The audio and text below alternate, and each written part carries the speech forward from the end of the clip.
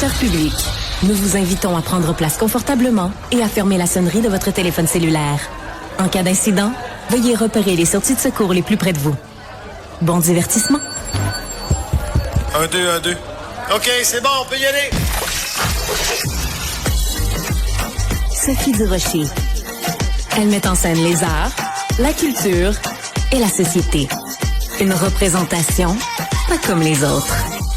Sophie Durocher. Bonjour tout le monde, j'espère que vous allez bien. Une journée de fébrilité aujourd'hui à Cube. Tout le monde est fébrile. Avez-vous senti ça depuis ce matin, là? Mario, Isabelle, Benoît, moi. Puis vous allez le sentir avec Richard aussi. On est fébrile parce que, oulala, aujourd'hui, c'est la journée où on se fait photographier pour la nouvelle campagne publicitaire de Cube. Fait qu'on s'est tous mis beaux. D'abord, on s'est tous habillés dans les tons de bleu, blanc et beige. Sauf Richard qui s'est habillé en noir parce qu'il a comme pas eu le mémo. Mais c'est pas grave, je l'aime quand même. Et puis, on s'est toutes grimées, on s'est toutes bien coiffées et tout ça parce que c'est aujourd'hui la journée de la photo officielle. Et je me sens un petit peu comme mon fils quand chaque année à l'école, ils font la photo officielle de l'école. Puis que là, mon fils s'habille tout propre pour les photos qu'il va pouvoir remettre à maman et à grand-maman. Donc, si vous sentez une certaine fébrilité aujourd'hui sur les ondes de Cube, c'est à cause de cette photo, ou peut-être à cause du fait que depuis que je suis arrivée il y a 1 heure, je me promène partout avec 2 grosses tablettes de Toblerone et je distribue des morceaux de Toblerone à tout le monde. Donc, si vous trouvez que Jean-Philippe Leroux, qui est à la mise en onde, est vite sur le piton, c'est grâce à la caféine et au cacao contenu dans les tablettes de Toblerone. On salue aussi Fabien, Fred Bastien, pardon, pourquoi je l'ai appelé Fabien? Ça doit être parce que moi aussi j'ai mangé du chocolat. On salue Fred Bastien, tiens, on va commencer comme ça, à la mise en ligne, qui lui aussi a mangé du chocolat. Et je veux quand même saluer Hugo Veilleux, à Journaliste à la recherche, qui lui a refusé mon chocolat, donc tant pis pour lui, mais je l'aime quand même. Je vous parle de gastronomie et je vous parle de dégustation de chocolat. C'est un petit peu une entrée en matière, une mise en bouche pour notre premier sujet. Vous le savez, évidemment, le 15 mai dernier, on a appris quels étaient les restaurants québécois qui se retrouvaient sur la liste des étoilés Michelin. Il y a 9 restaurants, mais un total de 10 étoiles, puisque le restaurant Tanière à Québec s'est mérité 2 étoiles. Mais il y a plein de gens dans le milieu de la restauration qui disent, est-ce que ça valait ce que ça coûtait? Est-ce que c'était un bon investissement de la part des différents paliers de gouvernement que de sortir des millions pour attirer le guide Michelin ici au Québec? Une des personnes qui se pose cette question-là, c'est Marie-Claude Lortie, que vous entendez souvent sous les ondes de Cube. Elle est chroniqueuse et rédactrice en chef au journal Le Droit. Marie-Claude, bonjour. Marie-Claude, bonjour. Marie-Claude, bonjour Sophie. Oui, bonjour. Marie-Claude, donc évidemment, je te reçois aujourd'hui parce que tu as écrit une chronique à ce sujet-là, mais aussi parce que tu as été pendant des années critique de restaurant au journal La Presse. Tu as publié des guides de critiques de restaurants. T'as voyagé à travers le monde aussi pour aller goûter à des restaurants à travers le monde. Donc, tu es extrêmement bien placé. Toi, quand tu as appris au début, quand nos collègues du Journal de Montréal avaient fait ce calcul-là pour en arriver à un total de 2 100 000 $ pour attirer le guide Michelin au Québec, ça avait été quoi ta réaction à l'époque, quand le chiffre avait été sorti?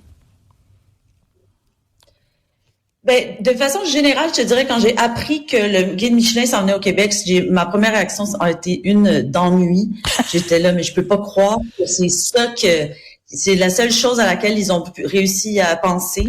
Je trouve ça un manque d'originalité, un manque de profondeur, un manque de réel travail sur ce que ça prend pour développer des destinations gastronomiques comme on pourrait en développer au Québec et au Canada. Parce que c'est comme une solution, je dirais, facile, en fait. C'est comme on prend une marque connue, ah oui, Michelin, tout le monde connaît ça, on lance un peu d'argent, puis regardez, ça va bien aller. Mais c'est pas comme ça que des villes improbables sont devenues des destinations gastronomiques. Donne-nous un exemple. Donne-nous un exemple à travers le monde. Ouais. Je dirais Copenhague. Je dirais Lima au Pérou. Je dirais l'Australie en général, Sydney en particulier. Tu sais, quand on disait Copenhague, il y a 20 ans, les gens disaient, mais ça se peut pas que ce soit une destination gastronomique. Voyons donc, ils mangent des patates puis du hareng mariné, là. Ah oui. ça, là. Le Pérou, c'est comme un restaurant vraiment gastronomique, des restos gastronomiques, là, genre c'est super chic. Non, le Pérou, il y a 20 ans, c'était le Sentier Lumineux, c'était les attaques terroristes, c'était un pays en développement. C'est comme, oui, pour aller manger des choses exotiques, mais pas de la fine gastronomie. Or, ces pays-là, ces villes-là ont investi de façon organique, très précise, très pointue pour développer une culture gastronomique, autant chez eux puis pour aller chercher des gens de l'extérieur pour qu'ils soient témoins de ça. Fait que c'est quelque chose qui se passe à deux niveaux. D'abord, il faut développer la gastronomie, puis ensuite, il faut aller chercher les gens à l'extérieur pour qu'ils voient la gastronomie, qu'ils y goûtent, puis qu'ils sachent que c'est bon. Parce que tu vas avoir le meilleur restaurant du monde, si personne y va, si personne est au courant, ben ça donne rien. Donc, il y a eu des investissements qui ont été faits vraiment très pointus là-dessus. Puis les gens, je me rappelle d'avoir parlé à des restaurateurs au Québec qui étaient jaloux de ça parce que ils voyaient que les offices de tourisme et tout aidaient les restaurants locaux à prendre de la place. Puis la technique qu'ils ont employée beaucoup, dont j'ai été témoin là, au premier rang, c'est qu'ils allaient chercher des journalistes dans le monde. Puis je parle pas d'influenceurs qui connaissent pas la gastronomie. Je parle des vrais critiques gastronomiques. Ils allaient chercher celui de l'Autriche le plus connu, celui de Finlande le plus connu, celui des New-Yorkais, et puis partout dans le monde. Ils construisaient des voyages de presse. Ils investissaient aussi beaucoup dans les conférences. Ça, les conférences gastronomiques, là, ça marche super bien parce que les journalistes viennent faire des reportages, mais il faut qu'ils mangent. Donc, ils vont manger, puis là, ils vont chez Noma, le fameux Noma, le restaurant danois qui est devenu le meilleur restaurant au monde, donc que tout le monde connaît. Et il est devenu ce qu'il est devenu parce que il y a eu toutes sortes d'acteurs qui se sont mis ensemble pour aider le restaurant, puis aussi pour faire venir les journalistes et les chefs, et aussi pas juste les journalistes, les décideurs, des gens, des offices de tourisme des autres villes pour créer des ponts. Fait que, tu sais, envoyer de l'argent à Michelin, c'est comme banal, c'est facile. Puis d'ailleurs, les restaurants qui ont été choisis, je sais pas, moi je veux pas insulter personne, là. Je sais que tout le monde travaille fort dans la restauration, mais il y a quelqu'un d'autre qui l'a fait à ma place, le magazine Cult. On dit la liste, on dirait que c'est la liste des recommandations de mon grand-oncle qui a suivi ce que le concierge de son hôtel lui a dit de faire. Oui, c'est ça. Fait que c'est très méchant. C'est très méchant, mais en même temps, ça peut être vrai. C'est-à-dire que, par exemple, des restaurants qui ont plus misé sur une vraie originalité, qui ont fait les choses en sortant des sentiers battus, qui sont pas des restaurants avec nappe blanche et tout, ils se retrouvent pas dans les étoiles Michelin. Donc, est-ce que tu irais jusqu'à dire que, sans insulter personne, mais que les restaurants qui ont été choisis par Michelin, c'est plus des restaurants, entre guillemets, traditionnels? Oui, complètement. Il y a une coupe de choix là-dedans.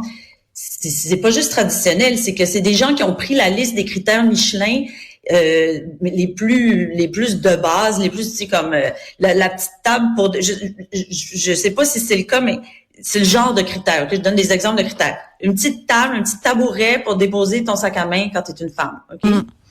La nappe, la qualité des couverts, la qualité des verres. Il y a toutes sortes de choses comme ça qui sont importantes, mais Michelin accorde une importance quand même assez grande à ce genre de choses-là, qui fait que si un restaurant décide d'investir plus dans les produits que dans la qualité des nappes, puis dans le service de nettoyage des nappes, il est lésé pour ça. Tu sais. Puis c'est ça qui était vraiment choquant de Michelin, de cette liste-là, c'est que est-ce qu'elle allait chercher vraiment le meilleur de ce qu'il y a à Montréal? Non.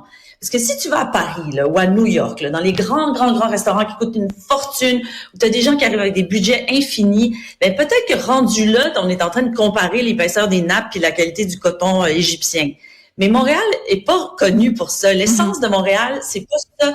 Puis sur le terrain de la qualité de la nappe, on sera jamais gagnant contre Tokyo ou Londres ou Paris. Mais moi, ce que j'ai aimé, Marie-Claude, ce que j'ai aimé de la liste, c'est que justement, ça couvrait d'abord l'ensemble du Québec. Donc, c'était Montréal, Québec, il y a même un restaurant à Rimouski.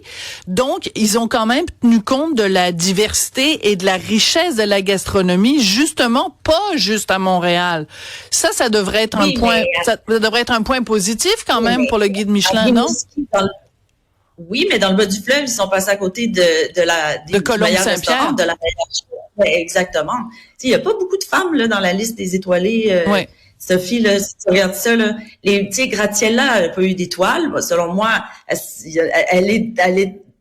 en méritait certainement autant que d'autres qui en ont eu. Et puis, Graziella Battista, Colombe Saint-Pierre n'a pas eu. Il y a des grandes, il y a comme eu des vieux réflexes d'aller vers des valeurs sûres, mais pas des valeurs sûres de maintenant, des valeurs sûres d'il y a 30 ans.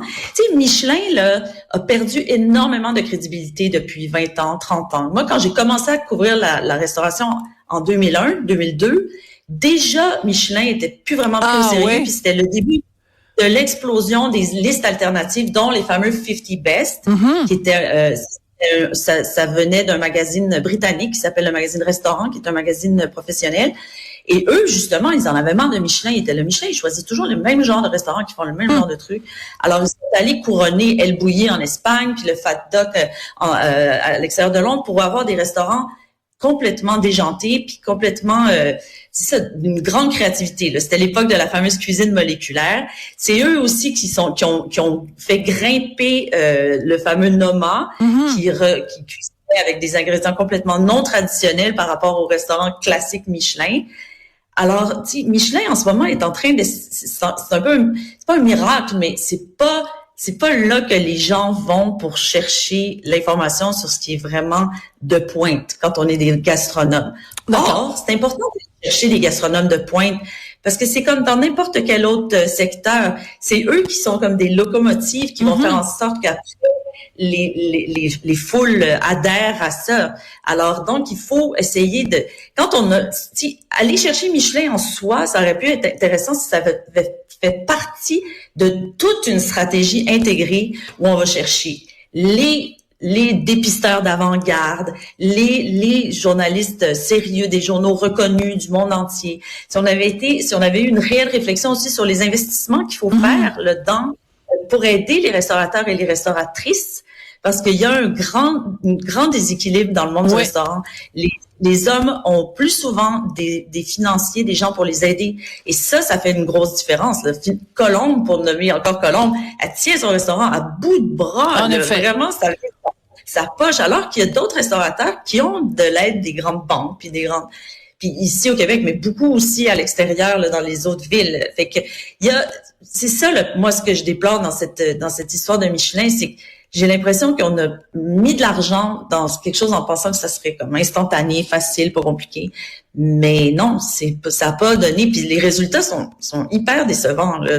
Les gens qui vont venir ici pour essayer certains de ces restaurants-là, je suis pas sûre qu'ils vont retourner en pensant que le Montréal, c'est formidable. Puis surtout, ils verront pas le Montréal qu'on connaît, puis les choses exceptionnelles qu'on fait. Ils iront pas à l'essentiel moelle. Oui, c'est ça. La signature. Parce que, par exemple, en effet, tu mentionnais tout à l'heure Graziella, puis le hasard fait en sorte qu'on a interviewé, ici à Cube, on a interviewé Graziella Battista la semaine dernière, ou celle d'avant, hein, Hugo, je pense, il y a 2 semaines, parce que, la ville de Montréal, il y a tellement de travaux dans le vieux Montréal qu'elle a décidé cette année de pas ouvrir de terrasse. Alors, tu sais, tu disais, il faudrait aider les restaurateurs. C'est certainement pas comme ça qu'on va aider les restaurateurs. Puis peut-être qu'il y a plein de gens, en effet, attirés par les étoiles Michelin qui vont venir à Montréal ou qui vont aller à Québec et à Rimouski. Puis quand ils vont arriver à Montréal, dans le vieux, ils vont être pognés avec plein de travaux partout. Puis ça donne pas envie à personne d'aller manger au restaurant. Marie-Claude, je rappelle que tu as écrit une chronique dans le journal Le Droit qui s'intitule « Michelin, est-ce que ça valait 2,1 millions ?» Des chiffres qui avaient été sortis, compilés par le Journal de Montréal, Journal de Québec. Donc, tu m'as mis l'eau à la bouche. Là, j'ai juste envie de prendre l'avion puis d'aller à Londres manger au Fat Duck ou d'aller à Copenhague aller manger chez Noma ou d'aller à Lima au Pérou pour aller manger de la bonne bouffe. C'est Lima que je te recommande en premier. Mais toi, t'as déjà vécu au Pérou, non? Une petite période, il me semble, non? Non. J'y suis allée à quelques occasions. Puis la gastronomie est exceptionnelle. Exceptionnelle. OK. Mais ça, c'est un exemple. Ils ont créé des événements, des foires, ils ont invité des journalistes. C'est ce qu'il faut faire aussi. Là. Voilà. Alors donc, faites des endroits où les Marie-Claude Lortie de ce monde ont envie d'aller puis en parler dans leurs journaux respectifs. Marie-Claude, c'est toujours un plaisir de te parler. Merci Marie-Claude Lortie. À la prochaine. Cube.